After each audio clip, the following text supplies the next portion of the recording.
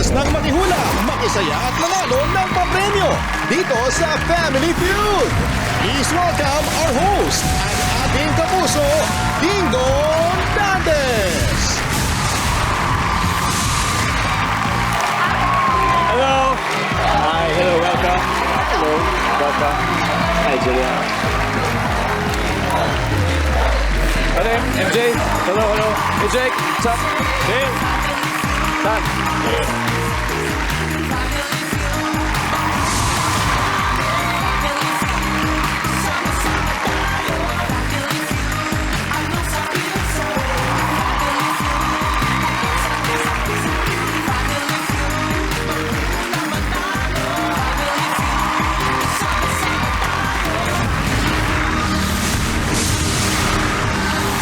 Magandang hapon po mga kapuso at isang exciting na Enero sa inyong lahat.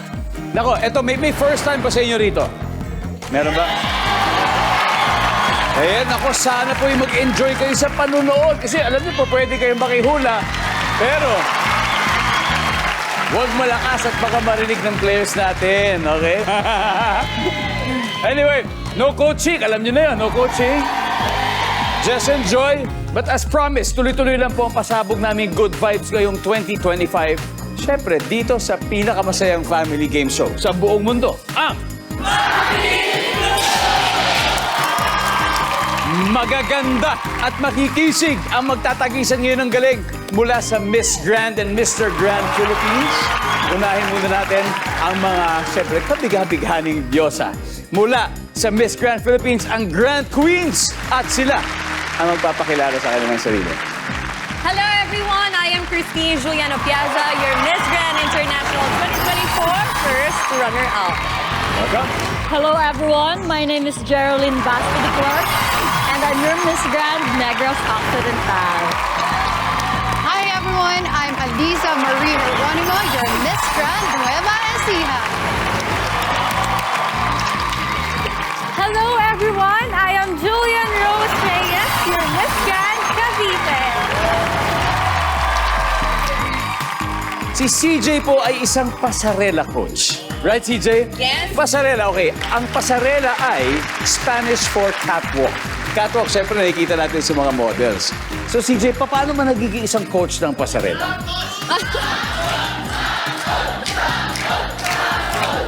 Sabi niya, papakita ko na lang. Yes, sure, papakita ko na lang. Papakita na lang ni CJ. Okay, isang pasarela coach. Let's all welcome CJ. Oh.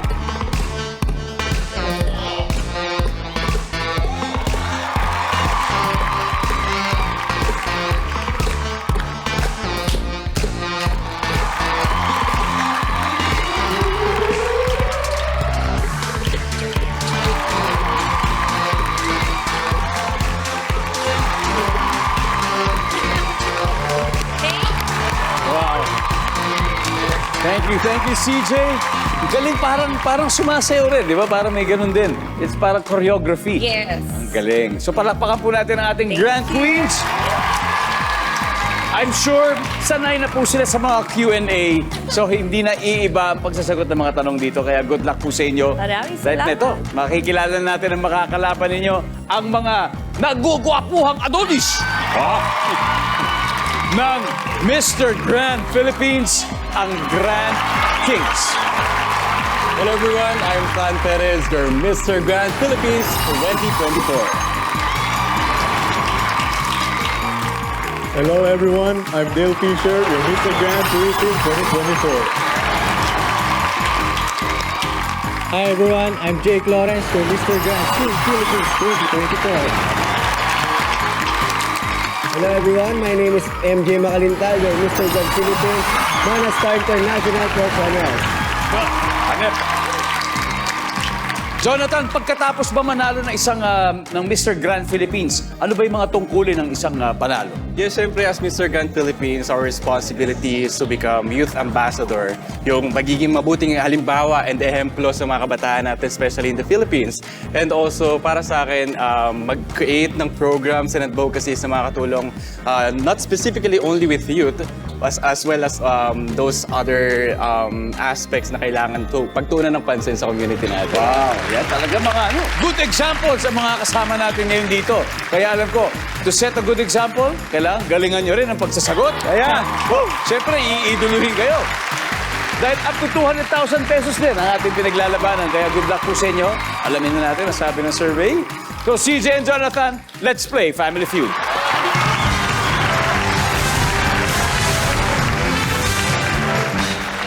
Oh.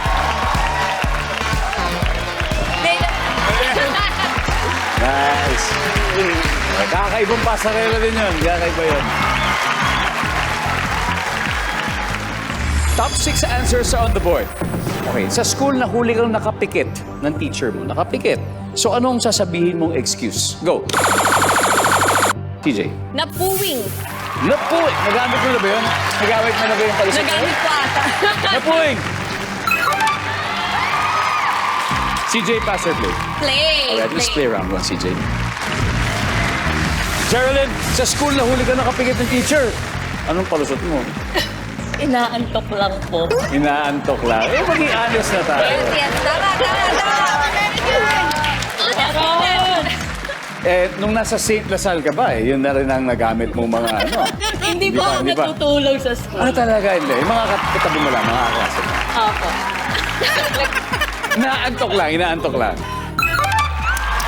Alisa, sa school nahuli ka nakapikit ng teacher mo, ano sasabihin mo? Nagdadasal. Angel of God po. Oh, di ba? Tapos pagbukas mo ng mata mo, gagano ka na. Amen. Gagano cross ka na agad. Tapos na yan. Nagdarasal. Julian, sa school nahuli ka nakapikit ng teacher mo, ano sasabihin mo excuse? Natutulog. Natutulog. Wala na excuse. Tulog ako. Huwag niyo akong galuhin, ma'am. Natutulog. Wala. CJ, ano pa? Nag-iisip ng isasagot. Nag-iisip. Magaling. Magaling. Parang yung sagot mo dito. Pero... Pinag-iisipan. Pinag-isipan mo, pinagplanuhan. Nandyan ba yan? Yes! Geraldine, ano pa? Nagre-relapse ko. Nagre-relapse. Okay. Paano kaya ang ibig sabihin nun? Meaning, Nagre-relapse yung mga pinag-aralan. nagre-relapse ha? Iniisip ko yung mga, mga ex ko po. Nagre-relapse. Survey says... Guys, pwede na kayo mag-huddle. Alisa, ano kaya? Ninanamnam yung lesson. Wow! Kasi gumagano ko po eh. Ganon. Wow, may feelings! Diba? Para pumapasok talaga sa isip mo yung yung mga sinasabi, mga tinuturo ni teacher. Tama, di ba, kuya? Sana, gano'n, no? Sana lahat. Ninanamnam. Wala. Guys, MJ, sa school, nahuli ka nakapikit ng teacher mo. Anong sasabihin mong excuse? Nagme-memorize. Nagme-memorize? Jake. Masakit ulo. Masakit ulo. Maawa pa sa'yo yun, no? Dale. Nahihilo. Nahihilo, masakit ulo, nagme-memorize. Jonathan, isang tamang sagot lang. Sa school, nahuli ka nakapikit ng teacher mo, ano excuse mo? Nahihilo. Nahihilo! Wala! Alright, guys. We'll see. For round 1, makuha kaya nila to, nahihilo.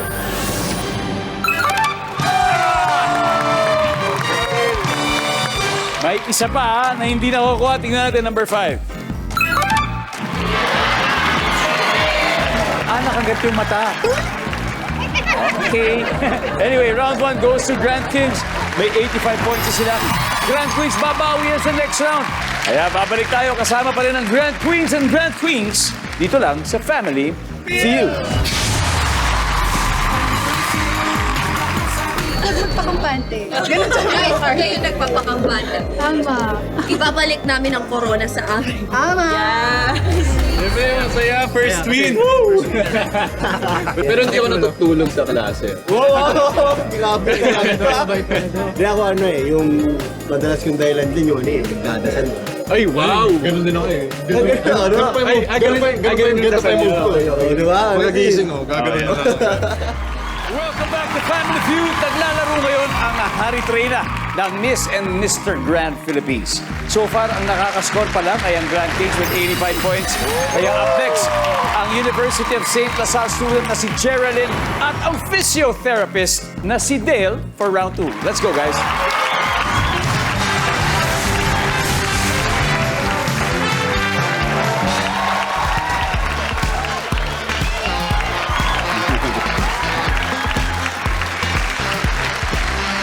There you go. Good luck. Top 6 answers on the board. Habang natutulog ang kaibigan mo, bigla siyang naglabas ng dila. Ano kayang hayop ang napapanaginipan niya? Go! Carolyn. Aso po. Aso. Aso? Yep, pwede pa, Dale. Anong hayop kayo napapanaginipan niya? Pusa. Pusa. Sa bagay. Ano ba mas mahilig dumila ang pusa? Aso, pareho sila. Di ba pareho sila?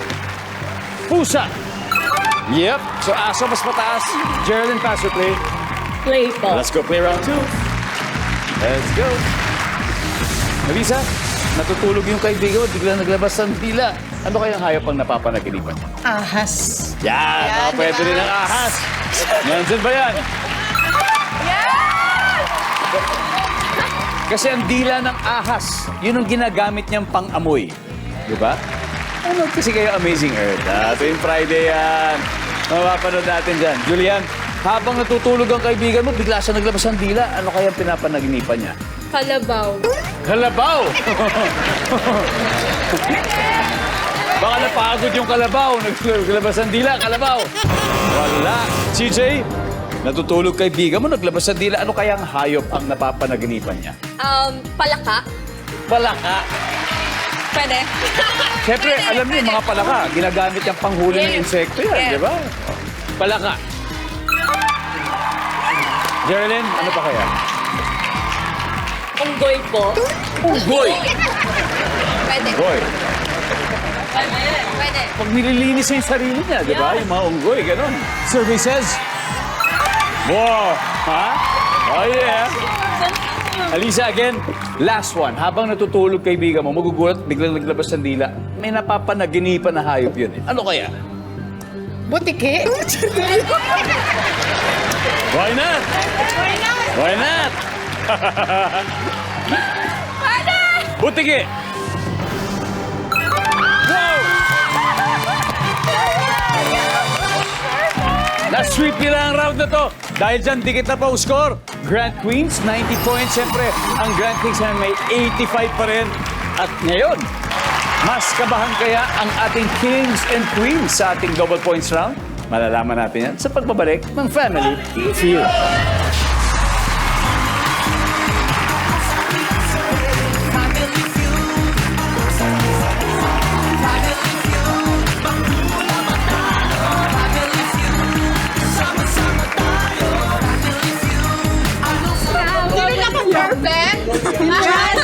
Perfect ace lang naman, guys. Mananatili sa amin ang corona for the Yes. Tama.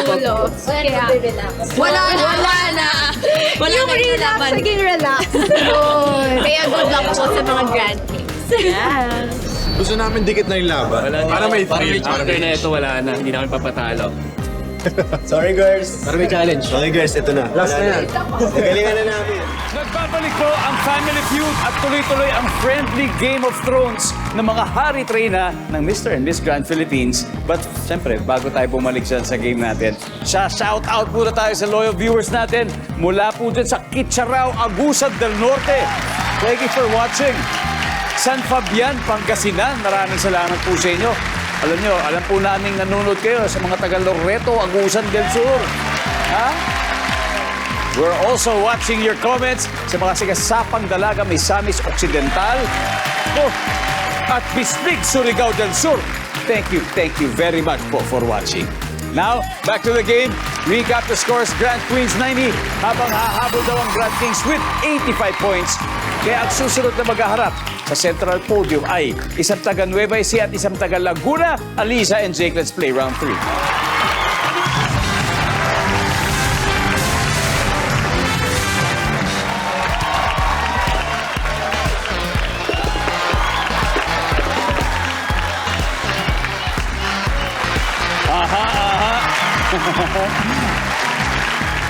Top 6 answers are on the board. Sa bahay, ano ang ginagamitan ng AAA battery? Go! Jake. Remote. Remote control. Top answer pare. Jake, pass or play? Play. Let's play round 3. Isipin nyo na. Ginagamitan ng AAA battery. MJ, ano pa kaya to? Bukod sa remote. Okasan. Orasan. O alarm clock. Pwede. Diba? Old school.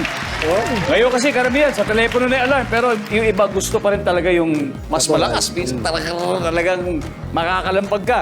Alarm clock. Yup. Jonathan, sa bahay ginagamitan ng AAA battery. Flashlight. Flashlight. Number 1 na kailangan yan. Answer, ayun, wala na. Lalong-lalo na kung hinahanda mo yung go bag mo. Di ba? Hindi pwedeng mawala ng isang flashlight sa loob ng go bag. Yes. Nandyan ba ang flashlight? Yep. Bill? Sa bahay, ginagamitan ng AAA battery. Laruan. Anong klase laruan? Yung pambatang laruan. Yung mga kotse-kotse. Mga kotse-kotsehan. Nandyan yung mga laruan. Yes. 2 more, Jake. Sa bahay, ginagamitan ng AAA battery. Ano pa kaya? Maisip. 2 chances. MJ, sa bahay, ginagamitan ng AAA battery. Ano pa kaya?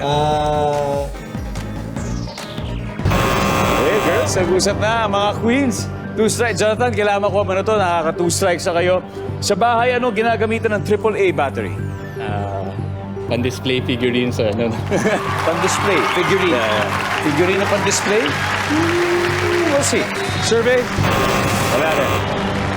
Alright. Queens. Isa lang ang kailangan natin. Dalawang nasa board. Sa bahay, nilalagyan ng AAA battery. Mini fan. Mini fan. Usong-usong ngayon yan. Yung malakas yung tuntog. Alisa? Camera ang laruan. Charin, may toys na pala. Joke lang po. Jerilyn? Remote po ng aircon. Remote ng aircon. CJ, isa na lang kailangan natin. Sa bahay, anong ginagamitan ng AAA battery? Sige lang, give it a try. Mini fan. Mini fan. Ha? Lalo na pag panahon ng tag-init, hindi pwedeng mawala yan. Eh yun na yung kapalit kayo ng pamaypay. Di ba yung mga mini fan na yan? Ang sabi nila yung mini fan. Ang sabi ng survey ay malalaman natin sa pagbabalik ng Family Feud.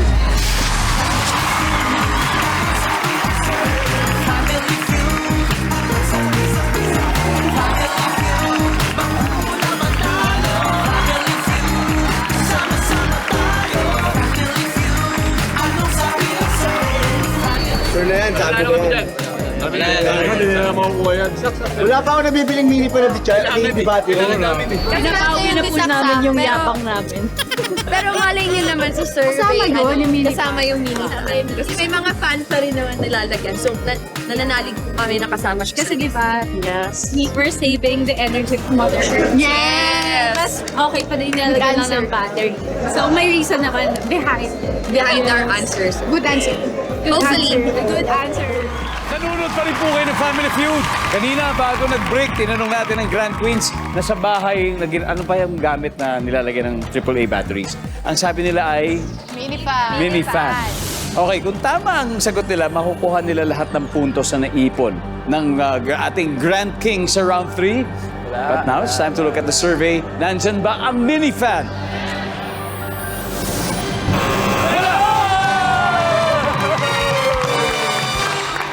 Alright, let's see. Ano tong dalawang di nakuha? Tignan natin number 6. Calculator. Number 5. Siyempre, yung mga mini radio.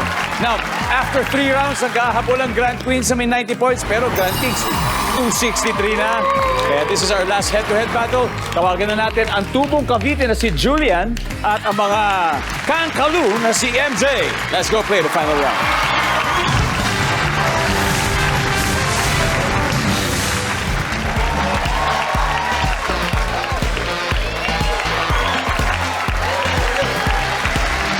Alright. Guys, triple points. Top 4 answers. Kung bata o minor ang bumibili, hindi dapat pagbilhan ng black. Julian? Cigarette. Cigarette, sigarilyo. Nandyan ba yan? Top answer. Perfect. Julian, pass or play? Play! Alright, let's play the final round. CJ, final round. Ito na lang. Kung bata o minor ang bumibili, hindi dapat pagbilhan ng blank. Alak. Alak. Kung may sigarilyo, baka may alak dyan. Survey says? Yes. Geraldine, kung bata o minor ang bumibili, hindi dapat pagbilhan ng Contraception. contraceptive stuff like birth control measures. Contraceptives. Wala. Anissa, again, kung bata o minor bumibili, hindi dapat pagbilhan ng ano? Posporo o lighter. Posporo o lighter. Answer ba yung survey? Wala. Boys, time to huddle. You gotta get this, Julian. Kung bata o minor bumibili, hindi dapat sila pagbilhan ng blank. Panglason sa daga. Panglason sa taga. Pwede. Baka mapaglaruan, di ba delikado? Panglason. Wala! Ito na ang tricky part. Kailangan tama makuha nila. Kung hindi, nananalo ang girls. MJ, okay, kung bata o minor bumibili, hindi dapat sila pagbilhan ng ano? Ng gamot. Gamot. Jake, Paputok. gamot, paputok. Ano pa? Bill, Pornographic material. pornographic material. Jonathan, kung bata o minor ang bumibili, hindi dapat sila pagbilhan ng ano? For the win. Pornographic materials. Pornographic material. Ano yan?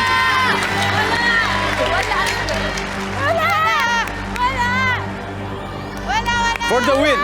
Kung tama po sila, obviously panalo sila. Pero kung mali, makukuha niyo ang score na ito.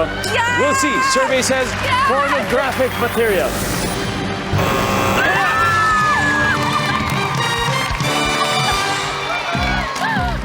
Jake, pakibasa naman number 3. Tulungan mo naman ako. Ano ba to? Number 3.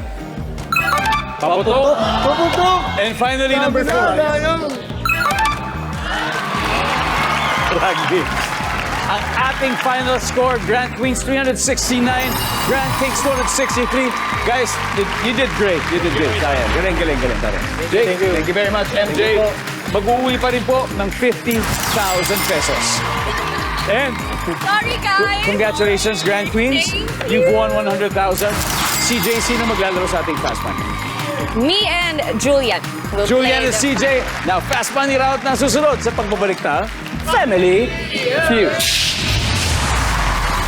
Nag-enjoy kami. And congrats, girls! Congrats sa inyo. Galingan nyo at sana mawingit 200,000, no? Wala to, ha? Welcome back to Family Feud. Kasama natin si Julian and Grand Queens. Before we start, may gusto ka bang batiin, Julian? Binabati ko po lahat ng mga sumusuporta sa akin and also my parents and friends and also thank you sa lahat ng sumusuporta throughout my journey. Awesome. Ang target kasi ng Grand Queens sa kanilang iuuwi sa kanilang kingdom ay ang total cash prize na 200,000.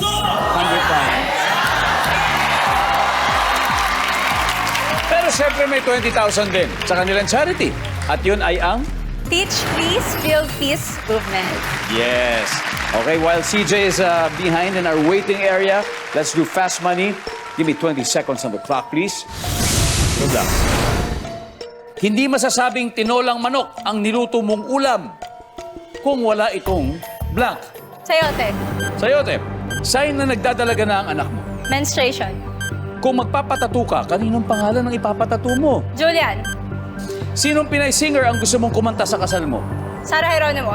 Karaniwang laman ng backpack ng lalaki. Power bank. Let's go. Tingnan natin ilang puntos na nakuha mo. So, hindi daw masasabing tinola ang niluto kung walang sayote.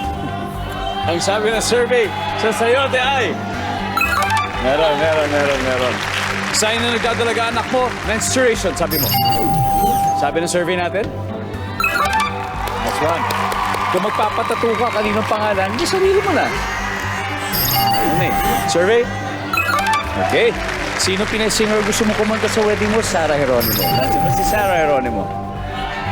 Meron. Karaniwang laman ng backpack ng lalaki, power bank. Ang sabi ng survey natin? Wala. But 80 points is not bad. Balik tayo. Julian. Let's welcome back CJ. Hi, CJ. Hello! How are you doing? I'm Feeling good. great? Yes, kinakabahan ng konti. Maraming taga-Zambales ang nanonood sa atin ngayon. I know! Gusto ba silang batiin? Of course, sa lahat po ng Zambaleños, hello po sa inyo. Maraming salamat sa suporta ng competition ko. And to my Thai fans and Filipino fans as well, hello po! Awesome. Good luck, CJ. So, here's the news. 80 points na nakuha ni Julian. It means you need 120 more. That's it. Okay. Simple lang. Kayang-kaya mo yan. At this point, makikita na ng viewers ang sagot ni Julian. Give me 25 seconds on the clock. Good luck. Hindi masasabing tinolang manok ang niluto mong ulam kung wala itong blank. Sayote? Daon ng sili. Sign na nagdadalaga ng anak mo. Nag-iiba ang itsura ng katawan. Kapag magpapatato ka, kaninong pangalan ang ipapatato mo? Tatay. Sinong Pinay singer ang gusto mo kumanta sa kasal mo? Sara Geronimo. Regine Velasquez. Karaniwang laman ng backpack ng lalaki. Pera. Let's go, CJ. We need 120 points. Hindi masasabing tinolang manok ang niluto mong ulam kung wala itong dahon ng sili. Ang sabi ng survey ay, meron. Audience, anong top answer natin dito? Top answer yung manok. Yung mismo manok. Sign na nagdadalaga ng anak mo ay nagbabagong itsura ng kanyang katawan. Ang sabi ng survey. Pwede yan ang top answer natin. Menstruation, that's the top answer. So, kung magpapatato ka, kaninong pangalan? Sa iyong tatay. Ang sabi ng survey ng iyong tatay ay, meron. Ang top answer dito ay jowa. Jowa. Yeah, 34 points yun. Sinong Pinay singer ang gusto mong kumanta sa kasal mo? Sabi mo yung Regine Velasquez. Ang sabi ng survey kay Regine Velasquez, top answer. 34 to go. Karaniwang laman ng backpack ng lalaki. Sabi mo, pera. Maraming pera. Maraming pera. Ang sabi ng survey dyan ay, wala. Pero anyway, ang top answer ay damit. 37 points yun. But anyway, congratulations. Thank you so much. You still won 100,000 pesos. Congratulations muli. At next time ulit. Better luck next time. Yes. We'll do it again next time. And ladies, congratulations once again. Thank you. Good luck sa inyo mga kailangan gawin. Alright? Thank you.